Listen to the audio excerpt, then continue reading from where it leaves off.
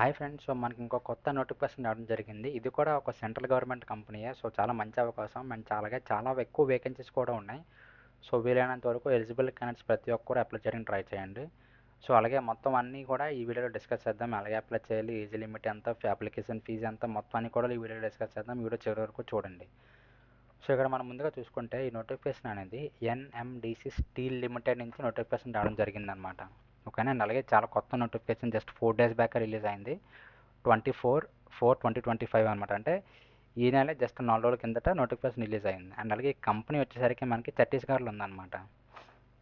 ఓకేనా. సో చాలా పెద్ద కంపెనీ అనమాట. ఇన్ని క్రోర్స్తో కంపెనీ బిల్డ్ చేయడం జరిగిందనమాట, 24 కోట్లతో. సో మనకు ముందుగా ఇక్కడ చూసుకుంటే చాలా వేకెన్సీస్ ఉన్నాయన్నమాట. నేను మీకు ఈ పీడిఎఫ్ కింద డిస్క్రిప్షన్లో ప్రొవైడ్ చేస్తాను. అక్కడ క్లిక్ చేసి మీరు ఏ కేటగిరీకి అయితే ఎలిజిబుల్ అవుతారో మీరు ఆ పర్టికులర్ డిపార్ట్మెంట్ చూసుకొని మీ ఎడ్యుకేషన్ క్వాలిఫికేషన్ చూసుకొని ఒకవేళ మీరు ఫిట్ అయితే మీరు అప్లై చేయొచ్చు అనమాట. ఎందుకంటే మనకు దాదాపు 26 పేజీల వరకు వేకెన్సీ డీటెయిల్స్ ఉన్నాయన్నమాట. సో అన్నీ డిస్కస్ చేసుకుంటే మనకి ఈ వీడియో లెంత్ అయిపోతుంది. సో మీకు అందుకే బేసిక్ కొన్ని డిస్కస్ చేస్తాను, మిగతావి మీకు కింద డిస్క్రిప్షన్లో పీడిఎఫ్ ప్రొవైడ్ చేస్తాను, అక్కడి నుంచి మీరు చెక్ చేసుకోవచ్చు. సో ముందు ఇక్కడ చూసుకుంటే ఫస్ట్ వచ్చేసరికి స్టీల్ మెల్టింగ్ షాప్ అనమాట. ఓకేనా. అండ్ ఇవి areas of work electrical planning, automation, converter power and MHS. అలాగే ఇవి పోస్ట్ కోడ్ అనమాట. CE07, CE09, CE06 అనేది. అండ్ ఇవి నెంబర్ ఆఫ్ పోస్ట్స్, అంటే ఈ పర్టికులర్ పోస్ట్లో మనకి దీంట్లో మనకి ఎన్ని పోస్టులు ఉన్నాయని చెప్పి. అండ్ మీకు క్వాలిఫికేషన్ వచ్చేసరికి ఈ క్వాలిఫికేషన్ ఉండాలన్నమాట. ఓకేనా. సో మీరు అలాగా ఏ కేటగిరీకి మీరు సూటబుల్ అవుతారో మీరు ఆ కేటగిరీ చూసుకొని మీరు చెక్ చేసుకోవచ్చు. అలా మీరు చూసినట్టయితే మనకి ఇక్కడ 26 పేజీల వరకు మనకి వేకెన్సీ డీటెయిల్స్ పెట్టారనమాట. అంటే అన్ని వేకెన్సీస్ ఉన్నాయన్నమాట. ఓకేనా. సో ఎవరు కూడా మిస్ చేసుకోవద్దు. ఇక్కడ మనం చూసుకుంటే కౌంట్ చూసుకుంటే అన్రిజర్వ్డ్ కేటగిరీ వాళ్ళకి 376 ఉన్నాయన్నమాట వేకెన్సీలు. అలాగే ఈడబ్ల్యూఎస్ వాళ్ళకి 93, ఓబీసీ వాళ్ళకి 241, ఎస్సీ వాళ్ళకి 155, ఎస్టీ వాళ్ళకి 69 అనమాట. సో ఈ విధంగా వేకెన్సీస్ అనేది ఇవ్వడం జరిగిందనమాట క్యాస్ట్ వైజ్గా. ఓకేనా. అండ్ అలాగే మనకి మ్యాక్సిమం ఏజెస్ వచ్చేసరికి మినిమం 18 నుంచి 50 సంవత్సరాల వరకు ఉన్న ఎవరైనా అప్లై చేసుకోవచ్చు అనమాట. అండ్ అలాగే మీకు రెమ్యూనరేషన్ చూసుకుంటే ఇక్కడ బేసిక్ CE02 వాళ్ళకి 40,000, 50,000, 60,000 ఇలా అనమాట. మీకు పోస్ట్ బట్టి, పోస్ట్ కోడ్ బట్టి లేకపోతే పోస్ట్ బట్టి మీకు రెమ్యూనరేషన్ అనేది ఇవ్వడం జరుగుతుంది. అలాగే ఇది కూడా మనకి యాన్యువల్లీ కూడా మీకు అప్ టు మ్యాక్సిమం 5% పెరగడం జరుగుతుంది అనమాట. ఓకే. సో మీకు ఇంక్రిమెంట్ ఉంటుంది.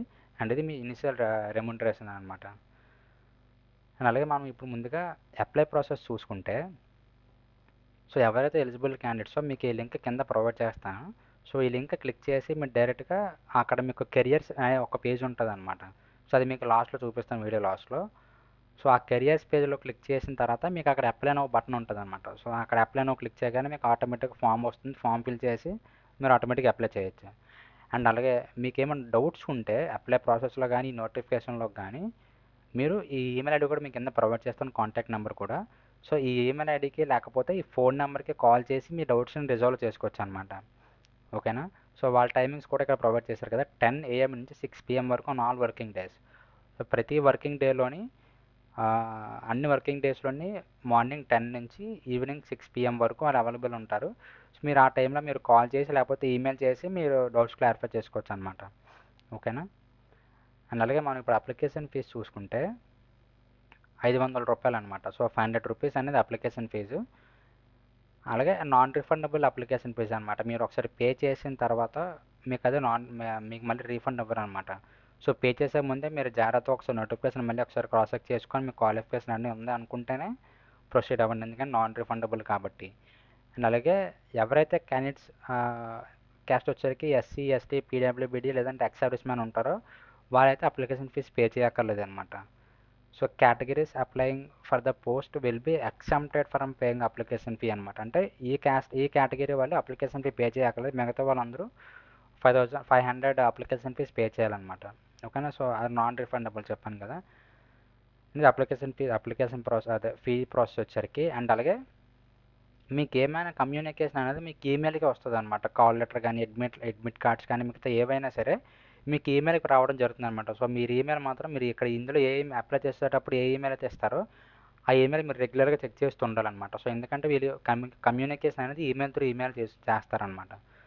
సో మీకు ఒకసారి అప్లై చేసిన తర్వాత మీరు కంటిన్యూస్గా మీ ఈమెయిల్స్ అనేది మీరు చెక్ చేసుకుంటూ ఉండాలి. అండ్ అలాగే మీరు ఖచ్చితంగా ఒక్క పోస్ట్కి అప్లై చేయాలన్నమాట. మల్టిపుల్ పోస్ట్కి అప్లై చేస్తే మొత్తం మీ అప్లికేషన్ క్యాన్సిల్ చేసేస్తారు. సో మీరు మాత్రం ఒక్క పోస్ట్కి అప్లై చేయండి. 2 పోస్టులకి లేదా 3 పోస్టులకి ఒకటి కంటే ఎక్కువ పోస్టులకి అప్లై చేయకండి. అయితే ఒక్క పోస్ట్కి అప్లై చేయండి. ఇందులో మీకు సెలక్షన్ ప్రొసీజర్ చూసుకుంటే మీకు వాక్-ఇన్ ఇంటర్వ్యూ అనేది ఉంటుందన్నమాట. సో మీరు ఫామ్ ఫిల్ చేసేటప్పుడే మీకు ప్రిఫర్డ్ లొకేషన్ మీరు సెలెక్ట్ చేసుకోమంటుంది అనమాట. సో వీళ్ళు ఇక్కడ ఇచ్చారు కదా, రాయపూర్, భువనేశ్వర్ అలా ఇవి. సో మీకు దూరంగా అని చెప్పి మీరు ఆలోచించకండి. మీకు రెమ్యునరేషన్ చూపించాను కదా, సో హై పేయింగ్ జాబ్స్ చాలా, దట్ సెంట్రల్ గవర్నమెంట్ జాబ్స్. ఓకేనా? సో మిస్ చేసుకోకండి. మీరు అప్లికేషన్ ఫిల్ చేసేటప్పుడు మీకు ఏ లొకేషన్ అయితే దగ్గర మీరు ఆ లొకేషన్ సెలెక్ట్ చేసుకుంటే వీళ్ళ అవైలబిలిటీ బట్టి మీకు అదే లొకేషన్లో ఇంటర్వ్యూ అరేంజ్ చేయడం జరుగుతుంది అనమాట. సో వన్స్ మీరు ఇంటర్వ్యూ క్వాలిఫై అయిపోయిన తర్వాత మీ డాక్యుమెంట్స్ వెరిఫై చేసి మీకు జాబ్ ఇచ్చేస్తారనమాట. ఓకేనా? సో ఇది సెలక్షన్ ప్రొసీజర్ అనమాట. సో మీకు వాక్-ఇన్ ఇంటర్వ్యూ కూడా మీకు ఈమెయిల్కి వస్తుంది అన్నమాట, ఈమెయిల్ కానీ ఎస్ఎంఎస్ కానీ. సో మీరు ప్రతిదీ మీకు ఈమెయిల్ అప్ టు డేట్లో ఉండాలన్నమాట, లేకపోతే మీరు మిస్ అయిపోతారు ఇంపార్టెంట్ అప్డేట్స్ అనేది. సో మీరు ఇక్కడ చూసుకుంటే based on performance of the candidate during selection process candidate may be offered higher or lower post. So మీరు ఇచ్చిన లైక్ ఇంటర్వ్యూ పర్ఫార్మెన్స్ బట్టి మీకు ఏ పొజిషన్ ఇవ్వాలనేది కూడా వీళ్ళు డిసైడ్ చేస్తారన్నమాట. అంటే మీరు క్యాపబుల్లా కాదా అని చెప్పి. సో మీరు ఇంటర్వ్యూ అనేది ఇక్కడ మెయిన్ టాస్క్ అనమాట. అంటే ఇంక వేరే అంటూ ఏముండవు. జస్ట్ మీరు ఇంటర్వ్యూ ఇచ్చి డైరెక్ట్గా మీరు క్వాలిఫై అయిపోతే మీరు డైరెక్ట్ జాబ్ ఇచ్చేస్తారనమాట. సో ఆ జాబ్ అనేది మీకు పోస్ట్ అనేది మీరు ఇచ్చే ఇంటర్వ్యూ బట్టి డిపెండ్ అయి ఉంటుంది అనమాట. ఓకేనా? సో మీకు అప్లై ప్రాసెస్ చూపిస్తున్నాను కదా, సో మీకు కింద లింక్ ఇస్తాను. ఆ లింక్ క్లిక్ చేయగానే మీరు ఇదే వెబ్సైట్కి మీరు రీడైరెక్ట్ అవుతారనమాట. ఓకేనా? ఎన్ఎండిసి స్టీల్ లిమిటెడ్ అని చెప్పి మీకు ఇక్కడ చూసుకుంటే కెరియర్స్ అనే ఆప్షన్, కెరియర్స్ అని చెప్పి ఒక బాక్స్ ఉంటుంది. సో ఆ బాక్స్లో మీరు ఇక్కడ ఈ బటన్ ఉంది కదా, click below to apply online అని చెప్పి ఆ బటన్ క్లిక్ చేయగానే ఇక్కడ ఈ లింక్ ఉంది కదా, ఈ లింక్ క్లిక్ చేయగానే మీకు ఇంకో పేజ్కి రీడైరెక్ట్ అవుతారనమాట. సో మీకు ఈ పేజ్ ఫుల్గా కనిపించకపోవచ్చు. సో ఇక్కడ మీకు అప్లై ఆన్లైన్ లేకపోతే అప్లికెంట్ లాగిన్ అని చెప్పి ఉంటుంది అనమాట. సో మీరు ఫస్ట్ అప్లై ఆన్లైన్ క్లిక్ చేసి మీరు ఫామ్ ఫిల్ చేసి ఆటోమేటిక్గా మీరు అప్లై చేయొచ్చు అనమాట.